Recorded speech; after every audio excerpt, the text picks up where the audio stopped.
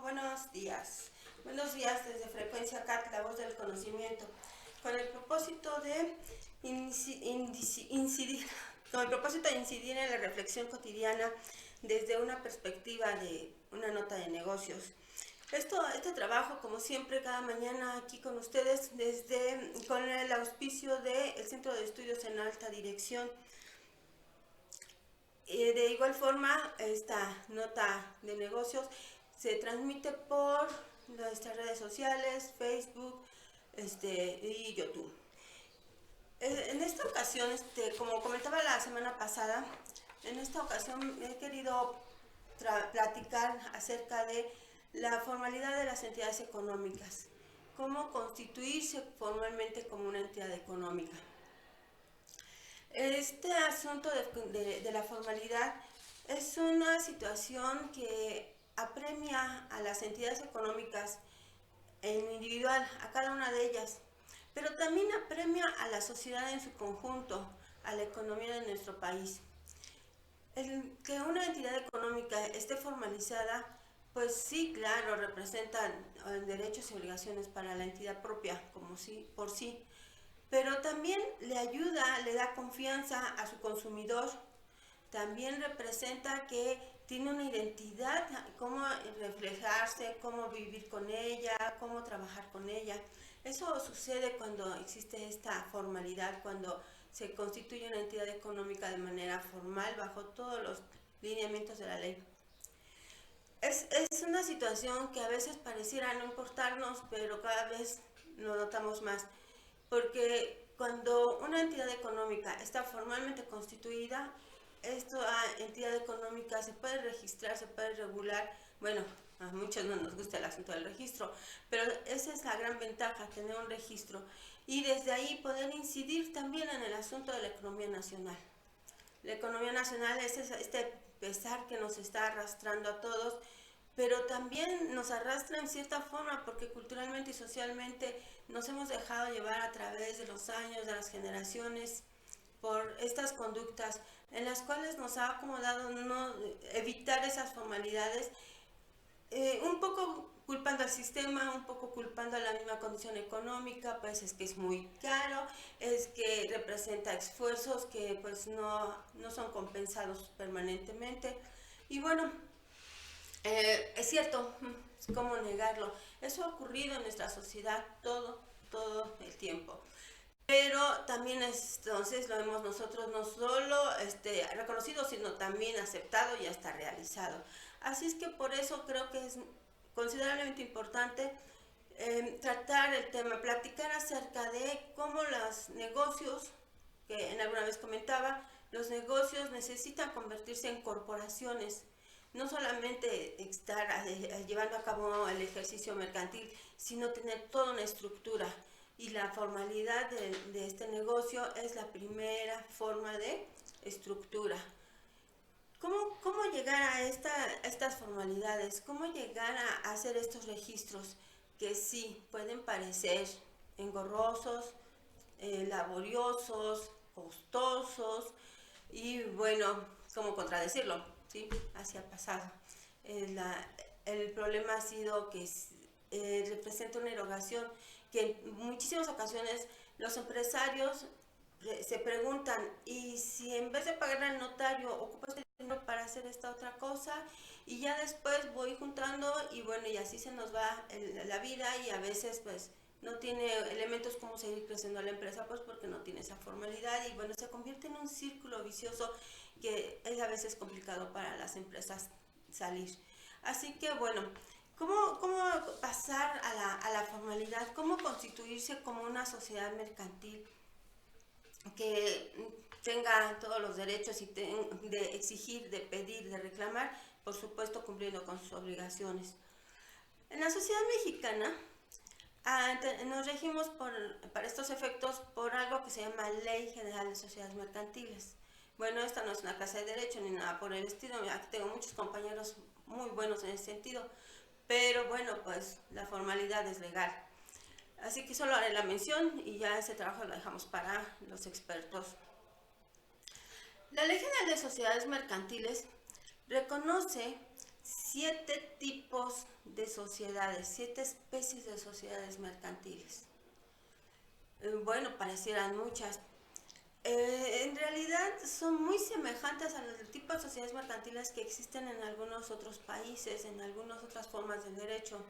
Si nosotros hacemos este clásico ejercicio en el Google de teclear sociedad mercantil, ley general de sociedades mercantiles incluso, podríamos tener respuestas muy similares y nos daríamos cuenta que se refiere a las leyes de México, por supuesto, a la ley mexicana, pero también a leyes de otros países, porque bueno, en otros países se constituyen con las mismas características. En este sentido, me regreso a decir que los tipos de sociedades que tenemos generalmente son 7 y los primeros 4 son así como muy clásicos, muy comunes, es posible que todos los reconozcamos. En el orden de más uso, que más hace presencia, que más se utiliza en la economía mexicana, pues es el de la sociedad anónima. La sociedad anónima, seguramente compramos un objeto y dice en su etiqueta sociedad anónima, nos comunicamos a una empresa y nos dicen sociedad anónima, vemos una marca por ahí, vemos sociedad anónima, es lo más común. Sin embargo, también existe de forma recurrente la sociedad de responsabilidad limitada. Es posible que la veamos en algunos comprobantes de compra, en algunos supermercados que están constituidos mediante este formato, como esta especie de sociedad limitada. Bueno, también existe la sociedad en comandita simple y la sociedad en nombre colectivo. Esas son las 4 comunes y tradicionales. En alguna ocasión próxima voy a hablar muy particularmente de la sociedad anónima, pero bueno, ahorita estamos hablando de las sociedades mercantiles en general. Y en su momento también hablaremos aquí de la responsabilidad, de la sociedad de responsabilidad limitada. Por ahorita me gustaría dejar nada más la mención de que la sociedad anónima se conforma a partir de socios y están representados por acciones de forma anónima. Mientras que la sociedad de responsabilidad limitada, cada socio va a responder hasta el límite de su aportación, hasta el monto de su aportación va a responder. Y en ese sentido, bueno, estará dirigido a qué tan nivel de socios es. Las otras 3 formas de sociedades que reconoce nuestra legislatura, la estructura social mexicana, es la sociedad en comandita por acciones y la sociedad cooperativa. La sociedad cooperativa la escuchamos bastante en el pasado. Los muy jóvenes es posible que solo lo tengan así como de referencia. En nuestra sociedad, a mitad del siglo pasado, existían muchas más sociedades cooperativas. Hemos escuchado historias de grandes empresas que conocemos hoy, que en su origen fueron sociedades cooperativas y, como decía, lo más usual, lo más recurrente, la estructura económica, bueno, a partir de sociedad anónima, entonces estas sociedades cooperativas se tuvieron que transformar en sociedades anónimas. Esa es una parte también interesante de conformar una sociedad económica, una entidad económica, porque no les obliga a esa conformación a ser rígidos y ya inamovibles, sino que da la posibilidad de estar adaptándose y modificándose según el crecimiento de la empresa, según las necesidades de los empresarios, según el propósito de la negociación. Así que bueno, entonces la sociedad cooperativa. Nada más voy a mencionar que tanto la sociedad comandita por acciones y la sociedad cooperativa tuvieron una modificación importante en 2016, porque en 2016 en la historia de nuestro país sucedió un movimiento en el asunto de comercio realmente importante como consecuencia de la intención de que el sistema esté ayudando a la regularización de las sociedades. Por eso es que en este año existen estas modificaciones de estos 2 tipos de sociedades. Pero lo más importante que ocurrió en 2016, que lo apreciamos en la reforma de la Ley General de Sociedades Mercantiles, es la aparición en nuestro sistema, en nuestra legislatura, de la ley de la sociedad por acción simplificada. O sea, o es sociedad o es en singular, Esa es la gran peculiaridad de la Sociedad por Acción Simplificada. Esta Sociedad por Acción Simplificada es una facilidad que otorga la forma de organización desde la ley de una entidad, porque bueno, seguramente sabremos de personas individuales, de individuos, de personas únicas, que ellos solos emprenden su negocio y sí llegan a conformar una corporación, pero no pueden avanzar debido a que existía hasta 2016 esta limitante de que era obligado a tener socios y de pagar al notario, y pues sí, realmente si estábamos en una situación de estar empezando y no contar con tantos recursos, otro tema que también hemos comentado en este espacio, la carencia de recursos para empezar con un negocio, con una corporación. Bueno, pues eso era lo que ocurría. Pasaba que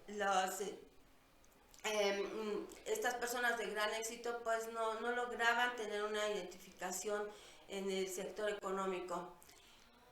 Y tomando lo que en el momento estaba ocurriendo en el mundo, que ya el mundo en sí estaba identificando estas necesidades, pues el país, inicialmente Colombia, es donde surge esta figura, y posteriormente Francia y otros países la adoptan también. Bueno, lo mismo hizo México, se dio cuenta de que era una forma, una figura que ayudaría a todas las personas individuales que tienen deseos y necesidad de trabajar en este sentido, pues a tener su conformación, su personalidad jurídica.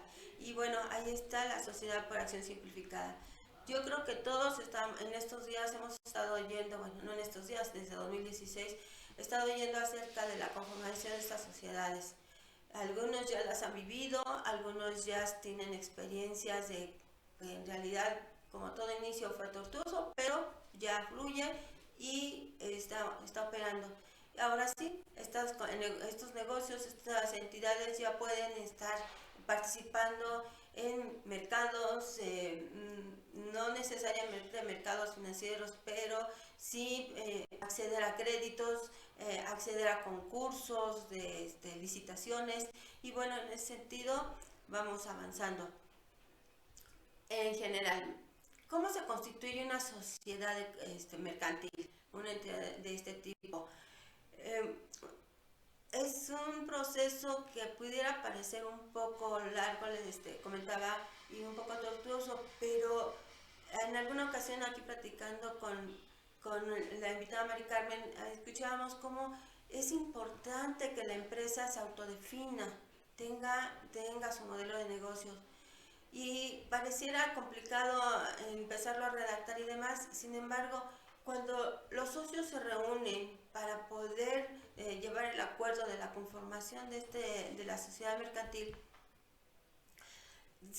necesitan sentarse a platicar, saber qué es lo que buscan, qué es lo que quieren, cómo lo quieren y cuál es el futuro que esperan, hasta cuándo quieren tener ese compromiso, hasta cuándo quieren formar parte, qué pasará cuando crezcan, y bueno, un montón de detalles que en muchas ocasiones se van identificando hasta que van ocurriendo. Y pues eso es medio lamentable. Por eso es interesante sentarse con los socios y mirar un poco el futuro, suponer lo que puede estar ocurriendo y establecerlo, dejarlo por escrito. Este escrito lo llamamos estatutos, es el contrato social, y se queda establecido, se queda fijado en el contrato social. Bueno, entonces este conjunto de estatutos que empieza desde lo más básico, cómo queremos llamarnos, cómo nos vamos a nombrar, y pareciera como tan fácil, ¿no? Pues yo quiero ser la superempresa S.A. y pues necesito saber si no hay otras personas que ya decidieron llamarse la superempresa S.A. Y bueno, pues entonces es un proceso que apoya el notario con el que hay que acudir para formalizar la organización. El notario en ese caso apoya haciendo la investigación, haciendo la gestión en secretaría correspondiente para saber que ese nombre aún está libre, no ha sido solicitado por nadie y se puede utilizar fácilmente.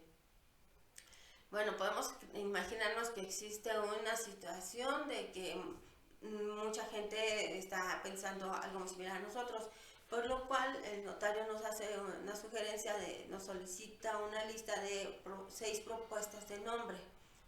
Con esas él va a acudir y a descartar las que ya estén utilizadas para que quede una que se apegue al propósito de los socios y a su vez para que esté ya registrada y los que lo han solicitado lo puedan usar libremente y legalmente. En este sentido, bueno, ya está ya se piensa el nombre, los socios ya pensaron el nombre. Cuando tuvieron la idea de reunirse era porque estaban pensando en una actividad a desarrollar, un trabajo que llevar a cabo, un objeto social, un bien que ofrecer, producto, un servicio que dar al consumidor. En este caso, entonces se describe con toda precisión cuál es el objeto social, a qué se va a dedicar la empresa. ¿Sí? Es muy importante todas las precisiones de a qué se va a dedicar la empresa, pero también dejarle su margen para saber qué es lo que pudiera hacer en relación a esa actividad. En algunas ocasiones nos estamos tan emocionados de que vamos a hacer este producto y resulta que pues podría ser más conveniente importar algunos materiales o contratar a algunas personas, algunos profesionales, o ya hemos crecido tanto que necesitamos exportar y pues en ese orden pues tendríamos que estar previendo que esas actividades, esos puntos que complementan el objeto social también queden establecidos en el contrato social para, pues, en su momento disponer de ellos. De otra forma, podremos imaginar, si ya pasamos por todo este proceso un poco elaborado, pues tenemos que regresarnos, ajustar esos estatutos, esa forma, y luego volver a pagar al notario para que lo integre a la escritura constitutiva. Y todo eso se podría haber evitado si se platica aquí tranquilamente en la reunión entre los amigos que quieren llevar a cabo este proyecto. Este proyecto, estas personas pueden ser personas individuales, Pedrito, Susanita, Juanito, y también pueden ser empresas ya constituidas, personas morales ya definidas a través de su representante legal. Entonces, estas sociedades mercantiles pueden estar constituidas por puras personas individuales, por solo personas individuales, pero también por personas morales, solo personas morales, o bien por una combinación de personas individuales y personas morales. Estos serían los amigos que se reúnen para conformar la sociedad, los socios. En este sentido, los socios es importante que definan cómo quieren hacer su aportación. Por eso mencionaba al principio que si se quieren constituir como sociedad anónima, para que tengan su emisión de acciones, o como sociedad de responsabilidad limitada, para que solamente estén de conformidad con las aportaciones que han dado. Y una vez estando definidos que quieren tener acciones, pues habría que definir qué tipo de acciones quieren, comunes o nominativas, es decir, quieren un rendimiento todos los ejercicios contables o quieren, así como muy aventureros, además siempre el riesgo es emocionante y cuenta, disponer del mayor número de dividendos de la cantidad del resultado a dividir al final de cada ejercicio contable. Bueno, el riesgo está en que pues si no hay utilidad, pues participarán también de la pérdida. Y pues entonces vamos viendo cómo hay cosas interesantes. Pero ¿y qué pasa si uno de los socios fallece? Si se diluye una de las sociedades que es socio, ¿qué ocurrirá? ¿A quién se le quedan esas acciones? ¿Qué se va a hacer con ellas? ¿Qué pasará con el socio que decide retirarse? a este grupo de socios les gustaría que ese socio se retirara y viniera otro en su lugar, o prefieren eso como muy cerrados y no permitir que ninguna otra persona participe de la sociedad, ¿sí? Ya estamos viendo cómo hay detalles que sí pueden impactar en un momento de la historia de la empresa y pues sí pueden desequilibrarla en el ritmo que lleva. ¿Qué pasaría si en ese éxito de la empresa decide que alguien que puede aportar bastante y se quiere integrar como socio es extranjero? ¿Podría la sociedad mercantil recibir a un extranjero? Bueno, pues sí, sí podría. Tendría que primero revisarse la ley de inversión, en donde establece los límites de inversión que tendrán los extranjeros dependiendo de su de la actividad que se desarrolla. La ley está estructurada de esa manera, dependiendo de la actividad, la posibilidad de la participación. Hay rangos muy particulares que limitan la participación de extranjeros. Estos son muy específicos. Los bancos, los medios de comunicación, y bueno, escuchamos en el pasado reciente este asunto tan debatido de los energéticos. En el periodo del presidente Peña Nieto se debatió tanto la posibilidad de que hubiera inversión extranjera en el petróleo, en la energía eléctrica, en las extracciones, y bueno, pues sí vemos que hay temas delicados. El común de los objetos sociales permite a los extranjeros, y en algunos casos en proporciones bastante grandes.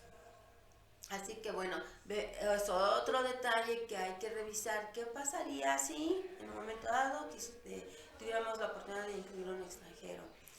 Bueno, es muy interesante si lo empezamos a revisar ya en una estructura, porque entonces vamos viendo que esta Ley General de Sociedades Mercantiles pues sí va a decir cómo se constituye, pero esos elementos particulares de la entidad estarán regulados y estarán observados por algunas otras leyes. Y bueno, de ninguna manera pretenderemos convertirnos en abogados, pero sí es interesante conocerlas, saber que existen al menos. Bueno, ya tenemos todos los estatutos, todos los puntos que quiere trabajar los socios que han establecido para organizarse. Entonces ahora viene que vayan al notario, que asistan ante un notario que ellos han escogido, que seleccionan, y solicitarle el proceso de este reconocimiento de esta fe notarial, y lo va a hacer a través de la generación de una escritura pública. ¿Qué es la escritura pública? Pues es el documento que emite el notario, que refiere, que especifica la fe de que existen estas personas que asisten con él, ante él, que existe la legalidad del objeto social que están solicitando realizar, que existe la condición para poder llevar a cabo ese objeto social. El notario, previo a hacer la emisión del documento, le solicita a los socios que lo están solicitando sus identificaciones, ve que sí existen, que quiénes son, que están reconocidos en el registro para elegir, tienen su credencial del INE, tienen su RFC, cuentan con una firma electrónica. Y ya que al notario le consta que existen esas personalidades jurídicas legalmente constituidas, bueno, pues ahora sí está en condiciones de hacer lo que le toca, dar fe de esa solicitud. Y es un asunto muy interesante, es muy ilustrativo asistir a este evento. El notario cita a los socios en su oficina, los reúne en su mesa de trabajo, les explica, el notario explica cuál es el compromiso, cuál es la responsabilidad que representa y las ventajas que van a tener estos socios al estarse constituyendo como una entidad económica, una sociedad mercantil. Y firman ahí todos, firma él, sella con todos los requisitos y situaciones estrictas de un notario. Y pues felizmente se retira todo el mundo y el notario en su momento entregará el documento a el representante que para eso fue asignado, porque precisamente otro de los elementos que tiene que establecerse en los lineamientos, en los estatutos, es quién será el representante legal. ¿Habrá solo un representante legal o habrá más representantes legales? ¿Cuál será el alcance, la cobertura de legalidad que tendrá este representante? En México comúnmente las sociedades mercantiles tienen un representante legal que cubre todos los aspectos. Sin embargo, cuando las entidades económicas van teniendo más actividad en algunos de sus puntos, por ejemplo, que el trato con los clientes o la relación con los trabajadores, estas actividades requieren una atención especial y la organización, la asamblea de socios, ahora ya será una asamblea de socios, decide que le va a dar un poder notarial a otra persona para que se dedique exclusivamente a esos temas muy específicos, muy particulares de la actividad que realiza la empresa. Por eso cuando se presenta el individuo identificándose como representante de la entidad económica, es muy importante revisar que su poder es para realizar ese acto, que está cubriendo esa parte de las actividades de la entidad económica. Bien, entonces el notario le entrega el documento y deberá de asistir esta persona con su poder notarial, con el poder que le inviste el documento, por supuesto, y su identificación, ante diversas autoridades. Una de ellas es el SAT, el Sistema de Administración Tributaria. En México, el Sistema de Administración Tributaria es el encargado de emitir el Registro Federal de Contribuyentes. Bueno, si estamos hablando de la formalidad, nos queda claro que para tener la actividad, participar de la economía, pues se tendrá que emitir facturas, recibir comprobantes de compra, y eso solo se puede hacer contando con un registro federal de contribuyentes. Por eso es una de las primeras acciones que debe de realizar el representante legal, acudir a gestionar este RFC, que en un momento vamos a darle tiempo también para ver ese tema con toda precisión. Es como muy fácil, ¿no? Uno abre la pantalla de la computadora en la plataforma del SAT y lo accesa.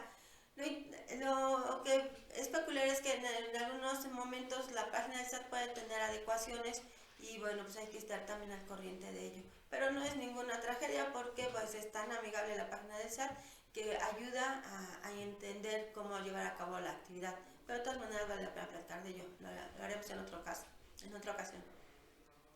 Bien, ahora ya con un registro, un RFC, se acude al banco. Nos queda muy claro que cualquier actividad, y sobre todo estamos hablando de actividad económica, pues requiere el manejo del efectivo. Entonces hay que acudir al banco y solicitar la chequera, la cuenta de cheques a nombre de la empresa. Y esta cuenta de cheques, para que esté totalmente legal, debe de tener incluido entre sus datos el RFC. Así pues, ya llevamos 2 puntos. Pero hay otro punto que es, híjole, igual de importante. No puedo entender que uno sea menos importante que el otro. Y esto es acudir ante el Registro Público de Comercio. El Registro Público de Comercio es esa entidad en donde están públicamente disponibles los registros que identifican a las entidades que tienen una relación con el Estado y con la sociedad.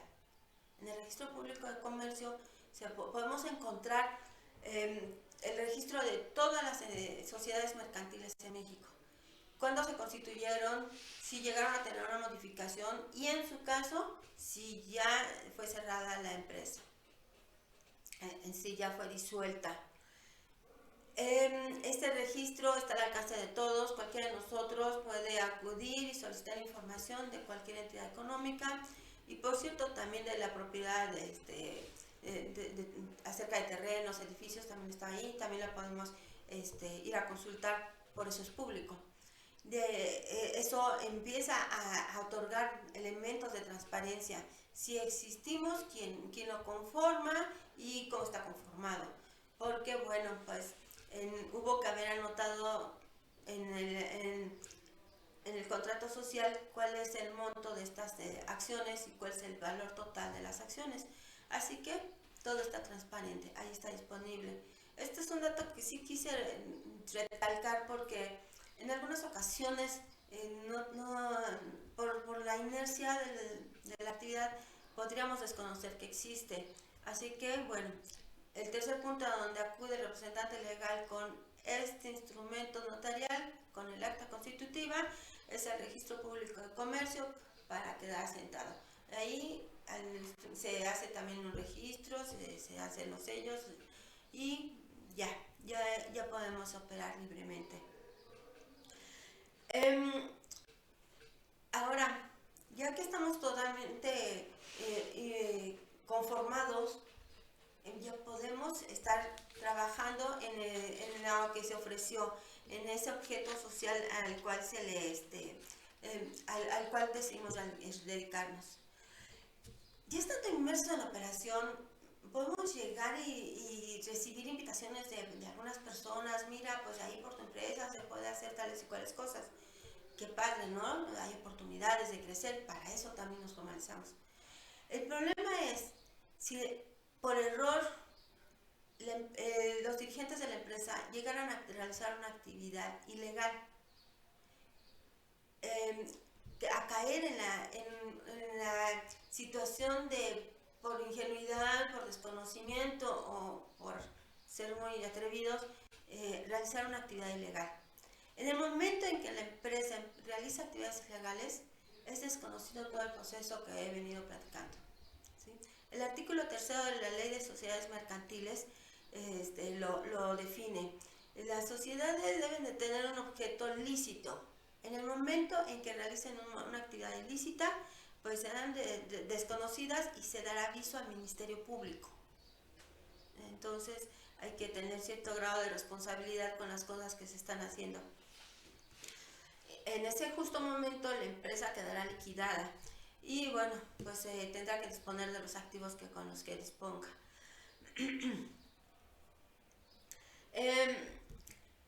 Posteriormente nos ubicamos, bueno, en que la entidad económica deberá de estar teniendo asuntos con sus clientes. Habría que recurrir al Código de Comercio para estar viendo cómo hacer esta relación con los clientes, cómo se lleva a cabo esta relación entre el consumidor y el vendedor, este intercambio mercantil. A veces quizás sería conveniente contar con el conocimiento del Código de Comercio, que existe un Código de Comercio para poder tener claro que no estamos saliéndonos de lo que debemos hacer y la relación que tenemos con los clientes. Bueno, igual que los trabajadores, la empresa, si ha decidido tener trabajadores, necesitará darse de alta como patrón ante las autoridades laborales, ante el Seguro Social. Ese es un tema que platicábamos la semana pasada, la situación de la reforma laboral. Entonces, bueno, en todo caso, siempre las empresas constituidas deben reconocer a sus trabajadores de forma legal y deberán asistir este representante legal ante el Instituto Mexicano del Seguro Social y dar de alta a sus trabajadores. Esta precisión la dejé así como un poco al margen porque no necesariamente todas las empresas tienen trabajadores, pero de tenerlas hay que hacerlo. En este caso, y para seguir siendo responsables y formales, podríamos estar viendo también que cuando se hizo el registro ante el SAT, ante la autoridad fiscal, la autoridad fiscal emitió un calendario de obligaciones. Este calendario de obligaciones va a decir cuáles son impuestos que será sometida esta entidad económica, los impuestos a los que debe de responder la entidad económica más generales, que casi todas las empresas los deben de estar cubriendo, es el impuesto sobre la renta. Son empresas lucrativas, entonces tendrán que cubrir el impuesto sobre la renta cuando tengan utilidad. Sabemos que por situaciones fortuitas en algunos ejercicios contables, pues la empresa carece de utilidad. Bien, como son ejercicios económicos, actos mercantiles, entonces estará también ante la situación de la responsabilidad del impuesto al valor agregado. Tendrá la obligación de cobrar el impuesto a sus clientes y de pagarlo en sus compras. Si el objeto está definido como tal, está en el artículo 1 y 2 de la ley del impuesto al valor agregado, bueno, pues deberá de estar comportándose como eso lo señala las obligaciones fiscales. Y de ahí, bueno, pues ya habrá que depender de observar el tipo de sociedad y su objeto para ver a qué otras disposiciones está obligada. El otro asunto que es muy importante hablar acerca de la conformación de las sociedades es que para cumplir precisamente con el aspecto fiscal, las sociedades mercantiles deben de tener su vida económica fragmentada por ejercicios contables, ¿sí? Ejercicios fiscales. En algunos países los calendarios no coinciden, el contable y el fiscal. En algunos países, como en México, para evitar ese tipo de complicaciones se decidió que el ejercicio contable va a corresponder al calendario del ejercicio fiscal. Así que todos los ejercicios contables fiscales en México empiezan en enero y terminan en diciembre. Con esto cubren el plazo de ejercicio contable fiscal de 12 meses. Todo ejercicio contable fiscal debe de tener 12 meses. En caso contrario, ser menos de 12 meses, estaremos ante un ejercicio irregular. Es correcto, si se necesita, es válido, pero bueno, ya en marcha la empresa siempre estará ante un año contable fiscal de 12 meses, empezando en enero y terminando en diciembre. Es importante reconocerlo porque lo señala el artículo 7 de la Ley de Sociedades Mercantiles. No, el 8. Bueno, hablaba hace un rato que las empresas no están obligadas a ser así como inamovibles, que ya se constituyeron y así se quedan, sino que también pueden tener adecuaciones, pueden tener modificaciones. Así que si una empresa necesita incrementar su capital, bueno, pues lo hará. ¿Cuáles son las formas de incrementar su capital? Aquí hay algo interesante. Desde su constitución, desde cuando se conformó la empresa, pudo haber decidido ser una empresa SA, una empresa SAS, una empresa de sociedad de responsabilidad limitada o del tipo que haya elegido, y además ser de capital variable. Solamente las sociedades cooperativas no pueden ser de capital variable. Las otras 6, cuando lo decidan, pueden ser de capital variable. En ese caso, una porción de su capital podrá estarse incrementando y disminuyendo según los proyectos que tenga la empresa. Pero por si alguna razón no fue constituida de esa manera, o bien la constitución misma de la empresa ya es demasiado pequeña y necesita más capital de la porción fija, bueno, porque en este caso si tenemos una variable, pues tenemos una porción fija, entonces se está en el derecho de acudir a hacer esa adecuación y hacer el incremento de capital o su disminución, porque a lo mejor también la empresa ya es tan autosuficiente que ya no necesita la aportación de los socios y puede disminuir su capital. Pero también pudiera ser que un socio por alguna razón personal necesita retirarse de la sociedad, pues necesita retirar su capital. Entonces puede hacer esta disminución de capital. Lo debe hacer en la misma forma, ¿no? Se acude a modificar la personalidad jurídica. Si el monto es muy bajo, tampoco es tan exigible hasta ante notario, pero sí hay que revisar que esté todo en orden y definido. Esta situación de presentarse ante las autoridades, identificarse, es lo que yo decía al inicio y la razón de esta plática, convertirse a la formalidad. Y sí, pareciera muy agobiante, pero estar cumpliendo con esta formalidad también permite enfrentar los conflictos a los cuales la actividad propia enfrenta. Tener esta personalidad jurídica protege a la corporación, al comerciante, depende del momento en el que se encuentre, lo protege de abusos de la propia autoridad. Seguramente hemos escuchado situaciones de que pues allá en el changarro llegaron las autoridades y dijeron que como no tengo permiso, pues entonces pues me van a multar o bueno, me va a costar un dinero. Tengo un problema porque mi trabajador le sucedió un accidente y ahora, ¿cómo vamos a enfrentarlo?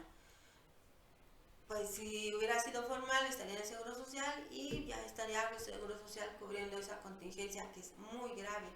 Y a propósito, el ser ilegal, no cumplir con esa responsabilidad con los trabajadores, implica una amonestación muy grande para la persona que tenía bajo su responsabilidad del trabajador. Implica que es la responsable de pagarle sus gastos y la multa que cobra el Seguro Social, le llaman capitales constituidos. En ese sentido, vemos que se arriesga el patrimonio, se arriesgan los recursos con el que el negociante empezó a hacer ese comercio y pues todo su proyecto que veía que iba ahí como creciendo va a quedar quebrantado y va a ser muy lastimado económicamente. ¿Sí? Entonces, es muy válido convertirse en una sociedad mercantil, darle una revisadita a la ley, claro, asesorarse de personas que están para esto. Yo sugiero que siempre la asesoría sea muy atenta. Hay muchos despachos contables, hay muchos abogados que ofrecen este tipo de asesorías y bueno, por supuesto que son expertos en hacerlo, pero es responsabilidad también de los socios estar al tanto de qué es lo que están haciendo estos asesores. Se les va a pagar a los asesores, así que tienen la obligación de aclarar las dudas y el cliente, los socios tienen la obligación, el derecho de pedir explicaciones. Necesitan este grupo de socios asociados o de la persona individual, como es el caso de la Sociedad para Acción Simplificada, es su derecho estar plenamente informado. También las autoridades, el sistema mismo otorga información pública para estar actualizado en ese tema. Existe el propio SAT, que decía yo hace rato, la plataforma muy amigable, y la página del gobierno, el gobierno mexicano también tiene muy detalladas todas estas actividades, todos estos puntos, lo que significa cada uno de ellos. Ya para ir concluyendo, entonces las sociedades mercantiles se constituyen ante un notario, sí tiene un proceso y tiene un costo, pero la única que se salva de esto es la Sociedad por Acción Simplificada. La Sociedad por Acción Simplificada acudirá ante la Secretaría de Economía y la ventaja que ofrece esta modalidad es que no tiene que pagar un notario, su constitución es absolutamente gratuita. Al llegar a un monto establecido por la propia ley, que inició siendo de 5 millones de pesos de ingresos, en ese momento ya se tendrá que convertir a otro tipo de sociedades mercantiles, pero de verdad, pues ya habiendo alcanzado ese nivel, pues ya tiene los recursos y las condiciones para formalizarse. Espero esto haya sido de utilidad. Me gustaría saber cuáles son sus dudas al respecto y bueno, pues nos vemos aquí en Frecuencia CAT la próxima semana. Gracias.